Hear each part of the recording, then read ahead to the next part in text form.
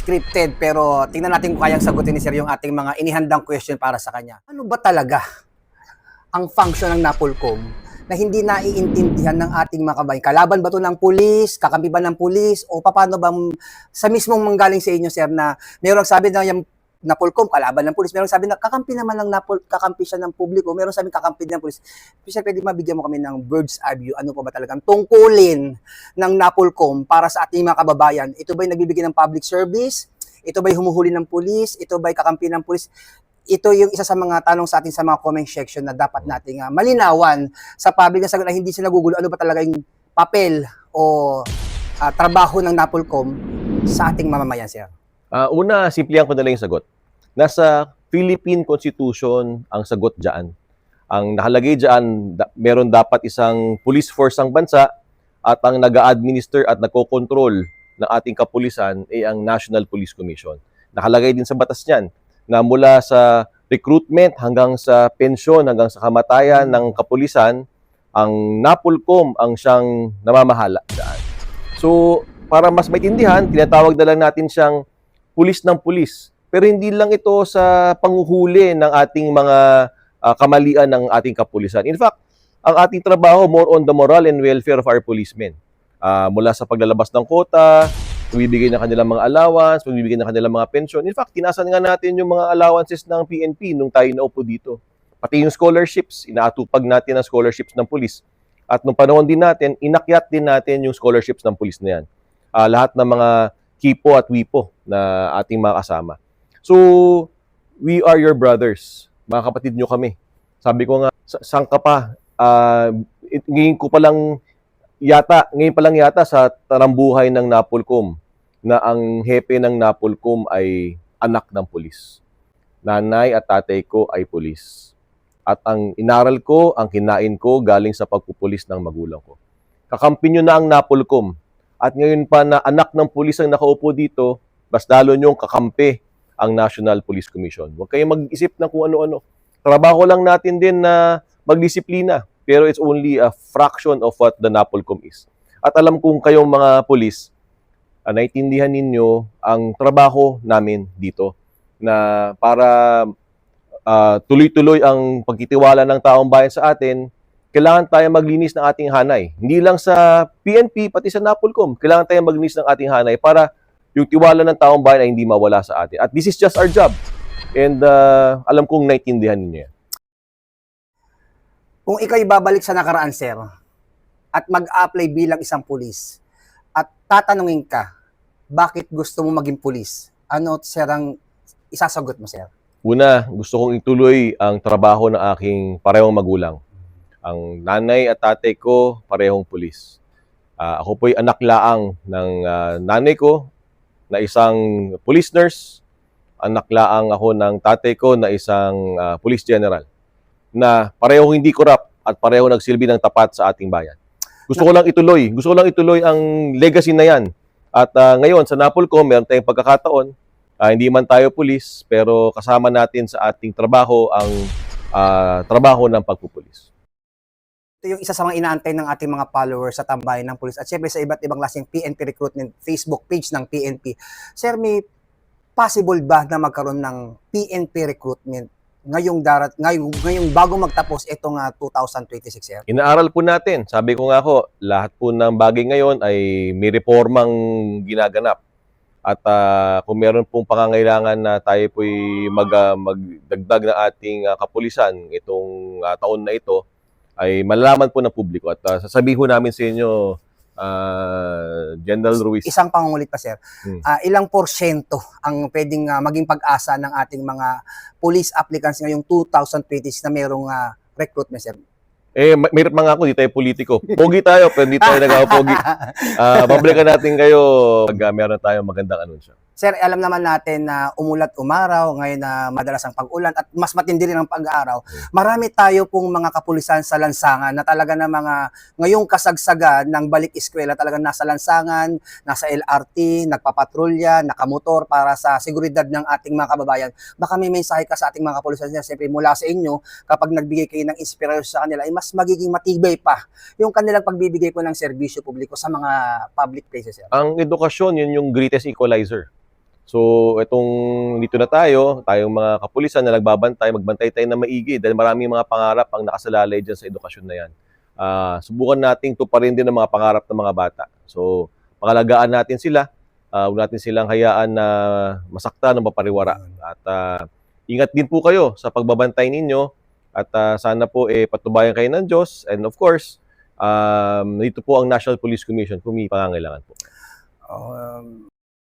Itong Regional Mobile Force Battalion ng NCRPO under the leadership of Police Colonel Celso Rodriguez, alam naman natin sir na mas malakihang deployment ang ating mga kapulisan na nagmumula rito para patatagin ang seguridad at kaayusan ng bawat ng publiko. Especially kapag may mga deployment at may mga kilos protesta, baka may mensahe ka sa kanila sir parang sa ganun ay high moral naman sila sir pag nasa lansangan sir. Alam mo, General Rodriguez at ang buong RMFB. Police Colonel. General Rodriguez at buong RMFB. Yun. Alam ko po ang sakripisyong dinadanas ninyo. Alam po natin yung hirap, pasakit sa pagbabantay. Delikado po ang ginagawa nyo kadalasan at di na-appreciate ng karamihan. Pero gusto ko malaman ninyo na kami po nasa Napolcom, nakikita ho namin ang sakripisyo ng lahat ng pulis. Papasalamat po kami sa serbisyo ninyo. At tuloy-tuloy lang po at makakaasa po kayo na ng buong suporta ng National Police Commission. Yan po sa buong Philippine National Police at saka sa mga accomplishment nyo siya, simula po ng naging PNP Chief si Police General Nartates, ano pong assessment nyo sa buong accomplishment ng kapulisan ng Philippine National Police yan? Napakaganda na pamumuno ni General Nartates at kung nanonood siya, Chief, I salute you. Kung meron lang 5-star general, bibigay namin sa iyo. Kaso hanggang 4-star lang.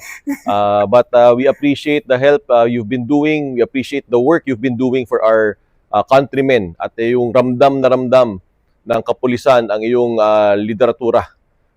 Mabilis, tapat, at nararamdaman ng ating kapulisan sa iyong panunungkulan. Maraming salamat, Chief. So, sige, ano naman sir, sa NCRPO Regional Director, Police Major General Anthony Ebre, ano pong masasabi nyo sa kanyang liderato sa pagiging able active allied ng ating mga kapulisan ng NCRPO, sir? Isa pa yan, isa pang general na aking hinahangaan, si AAA. Sana, General, I respect you a lot at tuloy-tuloy lang po. Alam ko malapit ka na mag-retiro. Pero marami pong salamat, General. Anong masasabi mo sir sa ating mga PNP content creator na tuloy-tuloy sa pagbibigay ng impormasyon, lalo na sa public service at pagbibigay ng mga impormasyon tungkol sa mga accomplishment ng ating mga kapulisan na hindi na ilalabas minsan sa mass media, sir? Happy ako. Kasi tama, precisely, hindi lahat ng balita na nangyari sa pulis nakikita ng taong bayan. Sabi nga ni General Yong Borlongan, dapat ilapit natin yung ating sarili sa kapwa, sa taong bayan. The only way to do that, maintindihan ng tao kung anong trabaho ng pulis. Ginagawa nyo, importante yan para maintindihan ng taong bayan. Maduktong ba at maintindihan ng tao kung anong ginagawa nating mga kapulis. So, sunod-sunod yung mga gumraduate ng 2025 na batch ng PSBRC, hindi lang sa NCRPO, maging sa ibang region ng ng Pilipinas, sir. Ano po mensahe nyo sa ating mga bagong graduates? Ang sagan ay nasa tamang landas? Yung recognition rights nyo, pati yung graduation nyo, pumunta ako sa ilan dyan. Happy ako. Bakit? Dumadami ng ating kapulisan, lalo tayo nakakapagbigay serbisyo sa taong bayan. Ang aking panalangin lang sa ating mga bagong pulis, magsilbi tayo ng maayos sa ating mga kababayan. We serve and protect our people. Lagi nating ilapit ang ating sarili sa tao. Yung uniforming sinusuot ninyo ay yan ang sinuot ng napakaraming tao at tawag natin sisirain ang tiwala ng taong bayan sa uniforming yan. Kakaragdagan pa sir, oath-taking ng iba't ibang klaseng nag-apply sa PNP. Baka may mensahe ka sir na maging matatag sa training center at sa mga mahal sa buhay sir ay hayaan nilang makapag-train ng maayos, huwag pumunta sa mga training center, sa ganun ay maging maayos yung kanilang training sa loob ng ilang buwan sa training center, sir. Di ba, nag-oath tayo. Sa pag tayo nanumpa, dalawang testigo dyan, tao at ang Diyos. So, pinapaalam natin sa lahat na tayo ay magsisilbi ng maigi at mabuti. Pinapaalam din natin sa Diyos na kahit walang nakatingin, gagawin natin ang ating mga tungkulin. So, paalala sa lahat ng magmanunumpa, tayo ay magsilbi na sa ating lubos na makakaya. Sir, ito pa sir, marami tayong mga kapulisan na na-promote ngayong 2026 at para sa ating mga kapulisan na na-promote dahil na rin sa suporta ng NAPOLCOM, sir. Number one, alam nating lahat na lahat ng kapulisan gusto ma-promote. Lahat ng mga nagsimulang patrolman gusto maging opisyal. Lahat ng mga opisyal sana gusto maging general. Hanggat maaari, hanggat kaya, we will promote ang mga tao, we will promote our PNP men and women na deserving based on merit. So makakaasa kayo ng buong suporta ng iyong National Police Commission. Lapit lang po kayo dito. Ang mga karir ninyo ay pangangalagaan natin. Huwag kayong mag-alala. Mula po dito sa NAPOLCOM, Quezon City at sa ngalan po ng aming PNP Chief, Police General Jose Melencio Sinartates Jr. At syempre ang aming Regional Director ng NCRPO na walang iba kundi si Police Major General Anthony Birin. Hindi rin po mawawala ang aming Force Commander ng Army B NCRPO na walang iba kundi si Police Colonel Celso M. Rodriguez. kami po ang inyong Police News Network Correspondent. Ako po, si Police Chief Master Sergeant Mauricio Bonilla Ruiz. At ako naman po si Patrolwoman Renalyn Tanggiak. Alagad ng batas, tagataguyod ng balitang pulis.